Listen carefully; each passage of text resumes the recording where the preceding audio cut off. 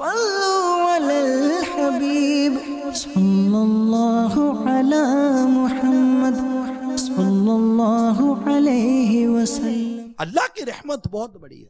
کوئی بخشش کا بھکاری بن کر آئے تو صحیح، کوئی مغفرت کا بھکاری بن کر آئے تو صحیح، کوئی 2 قطرے آنسو بہائے تو صحیح، کوئی اس کو راضی کرنے کے لیے اس کے دربار میں حاضر تو ہو، کوئی سجدہ تو کرے اس کی بارگاہ میں، کوئی افسوس تو بجا لائے، اس کی رحمت کو ابھارے تو صحیح، آئندہ غلطی اور خطاؤں سے بچنے کا کوئی عزم تو کرے، گناہوں سے بچنے کا کوئی عزم تو کرے، کوئی لائے تو صحیح، رجوع لائے تو صحیح، سچی توبہ لائے تو صحیح۔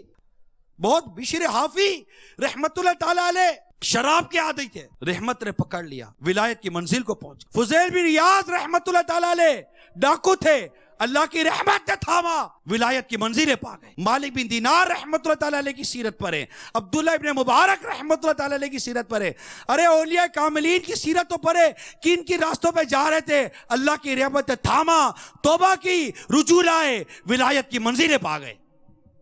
اس کی رحمت بہت بڑی ہے، اس کے خزانے میں کیا کمی ہے؟ کوئی آئے تو صحیح، آئے تو صحیح، 2 اشک ندامت کے بہائے تو صحیح، روئے تو صحیح۔ رونے والوں کو جنت ملتی ہے، قرآن سن کر روئے، اللہ کا ذکر سن کر روئے، خوف خدا سے روئے، عشق رسول میں روئے۔ اللہ تعالی ہمیں رونے والی آنکھیں عطا فرمائے، تڑپنے والا دل عطا فرمائے۔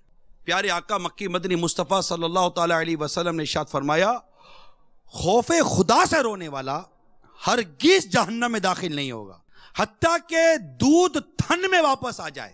اتنی خوبصورت مثال میرے آقا صلی اللہ تعالی علیہ وآلہ وسلم نے عطا فرمائی۔ شعب الایمان کی یہ روایت ہے، مفسر شیر حکیم الامت مفتی احمد یار خان علیہ رحمت الحنان اس حدیث پاک کے تحت فرماتے ہیں، جیسے دھوئے ہوئے دودھ یعنی تھن سے نکلا ہوا دودھ تھن میں واپس نہیں جاتا، تھن سے نکلا ہوا دودھ تھن میں کیسے واپس جائے گا؟ ناممکن ہے۔ ایسے ہی اس شخص کا دوزخ میں جانا ناممکن ہے جو خوف خدا سے روئے۔ حضرت انس رضی اللہ تعالی عنہ سے مروی ہے، سرکار مدینہ صلی اللہ تعالی علیہ وسلم کا ارشاد خوشگوار ہے، جو شخص اللہ کے خوف سے روئے اللہ عز و جل اس کی بخشش فرما دے گا۔ حضرت سیدنا احمد بن ابو الحواری رحمت اللہ تعالی علیہ فرماتے ہیں، میں نے خواب میں ایک حور کو دیکھا، حور کو جس کے چہرے پر نور کی چمک تھی۔ میں نے پوچھا تمہارے چہرے کی یہ چمک دمک کس وجہ سے ہے؟ بولی تمہیں وہ رات یاد ہے؟ حور کہہ رہی ہے تمہیں وہ رات یاد ہے جس میں تم روئے تھے؟ میں نے کہا ہاں۔ اس سے کہا تمہارے آنسو مجھے لا کر دیے گئے تو میں نے ان کو اپنے چہرے پر مل لیا، چنانچہ میرے چہرے کی یہ چمک دمک آپ کے اسی آنسو کی وجہ سے ہے۔ کیسے آنسو کے قطرے؟ اور آج ہمیں یہ رونا نصیب نہیں ہوتا۔ اللہ کرے کہ ہم اس کے خوف سے اور اس کے حبیب کی یاد میں رونے والے بنے۔ دعوت اسلامی کے مہکے مہکے مدنی ماحول میں یہ نعمت ملتی ہے۔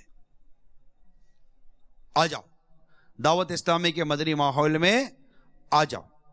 حضرت سیدنا ابو سلیمان دارانی قدس سر نورانی فرماتے ہیں، خوف خدا عز و جل کے باعث جو آنکھ ڈب ڈبائیں گی یعنی آنسوؤں سے بھر جائیں گی، اس چہرے پر قیامت کے روز سیاہی اور ذلت نہیں چڑھے گی۔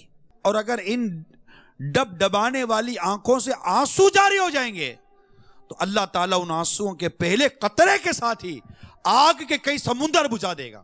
اور جس قوم میں سے کوئی شخص خوف خدا عز و جل سے روتا ہے اس قوم پر رحم کیا جاتا ہے۔